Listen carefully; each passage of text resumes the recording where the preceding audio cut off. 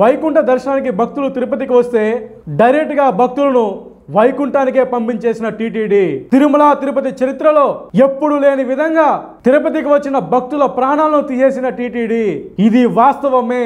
ఈ రోజు భక్తులు టీటీడీని నమ్మి తిరుపతికి వచ్చారు. ఒక నమ్మకంతో వస్తే ఈ రోజు టీటీడీ ఏం చేసింది?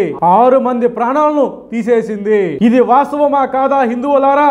వాస్తవమే. 100% ఈ తప్పిదం టీటీడీ వారిదే.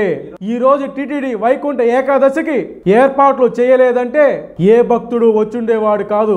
మేము ఏర్పాట్లు చేశామని విస్తృతంగా ప్రచారం చేసి తీరా భక్తులు తిరుపతికి వచ్చి చూస్తే ఏర్పాట్లు సరిగ్గా చేయలేదు. నీళ్లు తాగదామంటే నీళ్లు లేదు, తినడానికి తిండి లేదు. ఒక్కసారి క్యూ లైన్ లోకి వెళ్లిన భక్తుడు బయటికి రావడానికి అవకాశమే లేకుండా చేసింది. ఇందువలనే భక్తులు చనిపోయారు. అంతేకాకుండా తిరుమల దర్శనానికి వచ్చే భక్తులకు ఫ్రీ దర్శనం నిలిపివేశారు.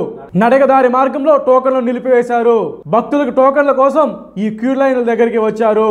ఇక భక్తులు ఏమి చేసేది లేక వైకుంఠ ఏకాదశికి ఏర్పాటు చేసిన క్యూ లైన్ల దగ్గరికి వచ్చారు. అక్కడ చూస్తే తాత్కాలిక ఏర్పాట్లు, అవి కూడా భక్తులకు నరకం చూపించేలాగా ఉన్నాయి.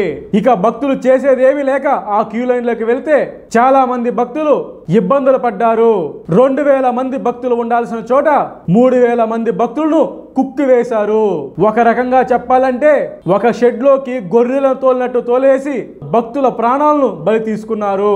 కాబట్టి ఈ 6 మరణాలకు కారకులైన టీటీడీ ఈఓ గారు, టీటీడీ అడిషనల్ ఈఓ గారు, టీటీడీ జేఓ గారు, తిరుపతి ఎస్పీ గారు అందరి మీద ఎఫ్ఐఆర్ నమోదు చేసి బాధిత కుటుంబాలకు న్యాయం జరిగేలాగా చూడాలి. ఆ తర్వాత మరణించిన కుటుంబాల్లో ఒక వ్యక్తికి టీటీడీ దేవస్థానంలో స్వామివారికి భక్తులకు సేవ చేసే విధంగా ఒక ఉద్యోగం కల్పించాలి. ఇది చనిపోయిన కుటుంబాలకు న్యాయం చేయడం అంటే. కాబట్టి ఈ కూటమి ప్రభుత్వాన్ని మేము డిమాండ్ చేస్తున్నది ఏమిటంటే చనిపోయిన కుటుంబాలకు న్యాయం జరగాలంటే తప్పు చేసిన వారి మీద ఎఫ్ఐఆర్ నమోదు చేయాలి. మరణించిన కుటుంబంలో ఒకరికి టీటీడీ దేవస్థానంలో ఉద్యోగం కల్పించాలి.